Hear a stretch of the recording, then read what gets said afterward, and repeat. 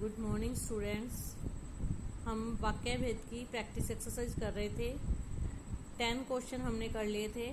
आगे हम आज करेंगे 11th क्वेश्चन, पेज नंबर 122। निम्नलिखित वाक्यों में रेखांकित उपवाक्य का नाम बताइए। रेखांकित मीन्स अंडरलाइन। उसने कहा कि मैं शादी पर अवश्य जाऊंगा। अभी की से लेकर मैं शादी पर अवश्य जाऊंगा, इसका उपवाक्य का नाम बताना है कि ये कौन सा है। संज्ञा उपवाक्य है, विशेषण उपवाक्य है या क्रिया विशेषण है। मैंने आपको बताया था ना कि वाला जो होता है वो संज्ञा उपवाक्य होता है। तो ये क्या है? संज्ञा उपवाक्य है। मैं जब भी वहां जाता हूँ वह मेरा स्वागत करता है। जब क्या है? काल सूचक, समय का बता रहे हैं ना, तो ये किस में आएगा? क्रिया विशेषण उपवाक्य में। नेक्स्ट, उसने गोरा को देखा तो इतना प्रभावित हुआ कि उसे पालने का निश्चय कर लिया। उसने गोरा को देखा तो इतना, गोरा की विशेषता बताइए ना, लेकिन उसने गोरा को देखा तो इतना प्रभावित हुआ कि उसे पालने का निश्चय किस लिए निश्चय किया था? गोरा को देखकर। गोरा को नहीं, यहाँ पे संज्ञा और की भी लगा हुआ है, तो ये कौन सा है? संज्ञा उपवाक्य।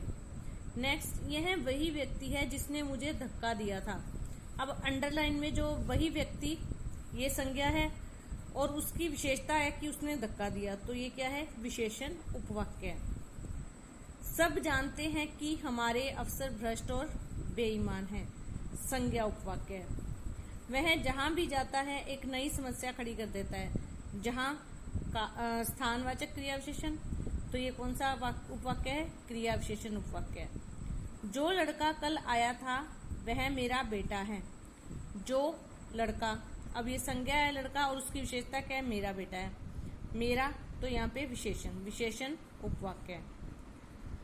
जब प्रशांत घर पहुंचा तो अतिथि जा चुके थे। जब मतलब समयवाचक, काल सूचक जो क्रिया विशेषण है। काल मतलब समय, जब, तब, तो ये क्या है? क्रिया विशेषण उपवाक्य है। तो ये कंप्लीट हो गया बेटा। लेकिन हमने पीछे एक्सरसाइज में क्वेश्चन नंबर 3, 4, 5 छोड़ा था, जो आश्रित उपवाक्य थे। तो पहले मैं आप लोगों को जो वाक्य भेद के भेद आपको कराना चाहती थी। अब इसका जो अगला स्टेप है वो आश्रित उपवाक्य छांटना। मैंने आपको बताया था कि मिश्र वाक्य के अंदर क्या होता है कि एक प्रधान उपवाक्य होता है और उस पर आधारित, उस पर आश्रित मतलब डिपेंड, 2 या 3 अन्य उपवाक्य होते हैं। यानी एक लीडर होता है। अब जैसे आप लोगों के है ना, एक लीडर वो 5 स्टूडेंट्स का होमवर्क कलेक्ट करता है, तो ऐसे ही एक लीडर वाक्य होता है और बाकी जो होते हैं उस पर डिपेंड होते हैं। जो डिपेंड वाले होते हैं ना, उनको आश्रित उपवाक्य कहते हैं। जो लीडर होता है ना, उसका पता कैसे लगाते हैं? लीडर जो होता है ना, वो अपने आप में चेंज नहीं करता, उसमें अपने लीडरी का घमंड होता है। तो जो आश्रित होता है, जो डिपेंड होता है, वो अपने आप को चेंज कर लेता है। तो इसमें हम कैसे पता लगाएंगे? जो मिश्र वाक्य है उसको हम सरल वाक्य में बदलेंगे। तो सरल वाक्य में बदलने पर दोनों वाक्य में से जो वाक्य की क्रिया चेंज हो गई वो तो है आश्रित। जिसकी क्रिया चेंज नहीं हुई वो है प्रधान। लीडर अपने आप को चेंज नहीं करता क्योंकि वो प्रधान है। तो इस चीज से आप ध्यान रखना कि प्रधान वो चेंज नहीं होता, वो जो आश्रित है वो उसकी क्रिया चेंज हो जाती है। तो मिश्र वाक्य को आश्रित और प्रधान उपवाक्य का पता लगाने के लिए पहले सरल वाक्य में बदलते हैं। ये आप रफ, जब भी आप एग्जाम में इसको सोल्व करना हो तो लास्ट में रफ में इसको पहले आप सरल वाक्य में बदल के देखो। ओरली नहीं करना, फिर आपसे गड़बड़ हो जाएगी। रिटर्न में इसको पहले सरल वाक्य में बदलो। वह जहां जहां जाता है वहां कोई ना कोई समस्या खड़ी कर देता है। क्वेश्चन नंबर 3 का पहला पार्ट, वह जहां जहां जाता है वहां कोई ना कोई समस्या खड़ी कर देता है। अब इसको सरल में बदलो। वह जहां जाता है वही समस्या खड़ी कर देता है। अब जहां जहां और वहां हमने इसको हटाना है और इसको सरल में बदलना है। वह जहां जाता है वहीं कोई ना कोई समस्या खड़ी कर देता है। तो जहां जहां जाता है इसमें चेंज हो गया ना, तो इसलिए ये चेंज वाला ये क्या है? आश्रित उपवाक्य है। और जहां जहां स्थानवाचक क्रिया विशेषण है, तो ये कौन सा है? क्रिया विशेषण उपवाक्य है।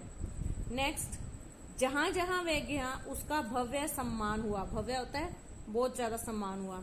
जहां जहां भी क्या है, स्थानवाचक क्रिया विशेषण। अब जहां वह गया उसका भव्य सम्मान हुआ, उसका भव्य सम्मान हुआ में कोई चेंज नहीं आया, इसमें चेंज आया है, तो इसलिए ये क्या है, आश्रित उपवाक्य है। और कौन सा आश्रित उपवाक्य है, क्रिया विशेषण। नेक्स्ट, निम्नलिखित वाक्यों में आश्रित, सेम ऊपर वाले कितने हैं, आश्रित उपवाक्य अलग करना है, उसको अंडरलाइन करना है, फिर उसका भेद भी बताना है। महेश बोला कि मैं कल केरल जा रहा हूं। महेश ने कल केरल जाने के लिए कहा। अब की हटके जो ये केरल जा रहा है, ये जाने के लिए कहा, तो ये जो क्रिया है वो चेंज हो गई। महेश बोला, ये तो सेम सेम रहा, तो ये चेंज किस में हुआ, इस वाले वाक्य में, तो ये क्या है, आश्रित उपवाक्य है। और ये महेश क्या है, संज्ञा, तो ये क्या है, संज्ञा उपवाक्य है।